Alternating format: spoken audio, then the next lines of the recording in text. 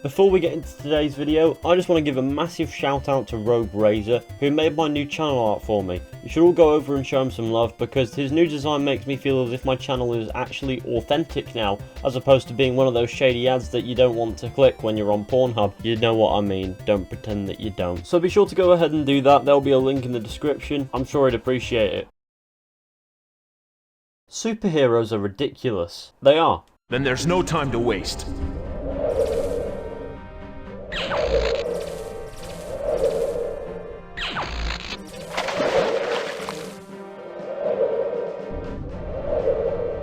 It's funny because that piece of atrocious gameplay is actually a demo. Superhero films and TV series are practically cliche factories, meaning that they're often predictable. They all tend to follow this pattern. Superhero shows up, thinks they're the shit, spends the first act thinking that they're the shit, gets taken down a notch by a big bad boy in the second act, and comes back from that with some identity reveal nonsense in the third. Not all superhero stuff follows this, but a lot of it loosely resembles that structure. To add to it all, they're all dressed like cosplayers if they went to a riot. Now listen, I don't think that superheroes are bad, I think that they can be quite fun. For example, the Marvel Cinematic Universe is absolutely fucking killing it, and I get along with that universe quite well. Now I'm not 100% invested like some people are, but that's just because I find the concept of superheroes frankly absurd, but every now and then something comes along that really does intrigue me. I like to say that I'm not much into comics, and if you saw me trying to read then you'd understand. This time around it's Insomniac Games' Spider-Man, which is coming to the PS4. The game releases in just over a month's time, but I thought I'd let you all know why I'm personally excited for this game. Now a Spider-Man game is not a new thing, there have been many in the past. None of them have been particularly stellar out of the ones that I played, but there's always another one popping up that I've not tried. Why is Spider-Man getting all the attention?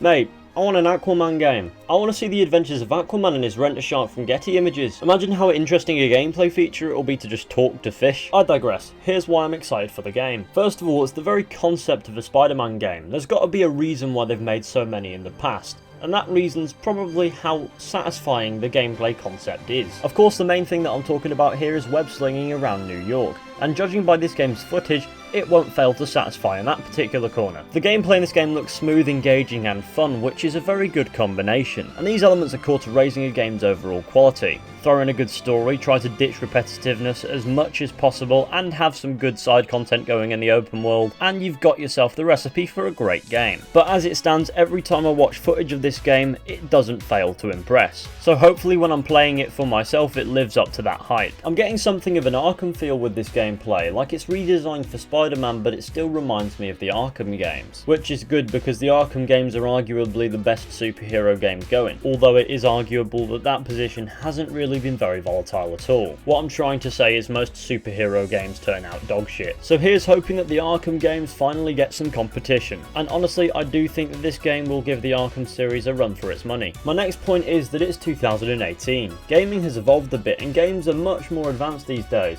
meaning that a superhero game like Spider-Man can take itself seriously and not look absolutely ridiculous in the process. Help! Please! Someone!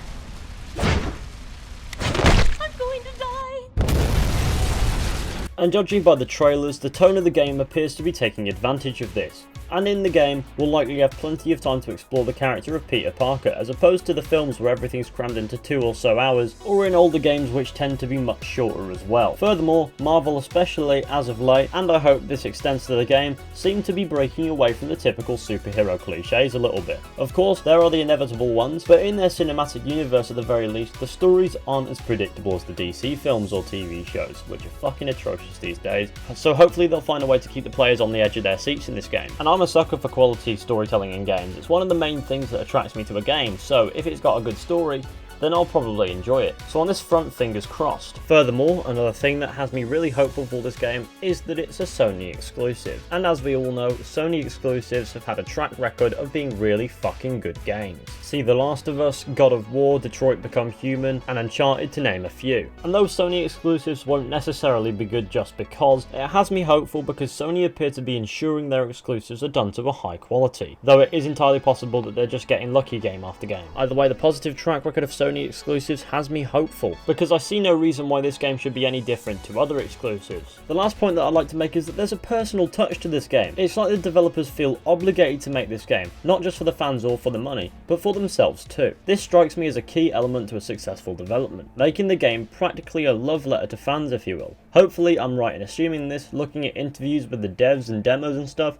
it does seem to be a very personal project on behalf of Insomniac Games, and honestly I really look forward to finding out if I'm right. So if you think about it, there's plenty of potential in this game to be bloody amazing. So hopefully when the game comes out on the 7th of September 2018, it won't disappoint. But until then, I guess we'll have to wait and see. So thank you all for watching. I do hope you all enjoyed. Be sure to go ahead, leave a like, subscribe, share the channel with all your friends. Again, special thanks to Rogue Razor for the new channel art and stuff. Of course, let me know what you think down in the comments section. Be sure to go ahead and drop me a follow on Twitter as well, that'll be really appreciated. And I'll see you all very soon with another video at some point.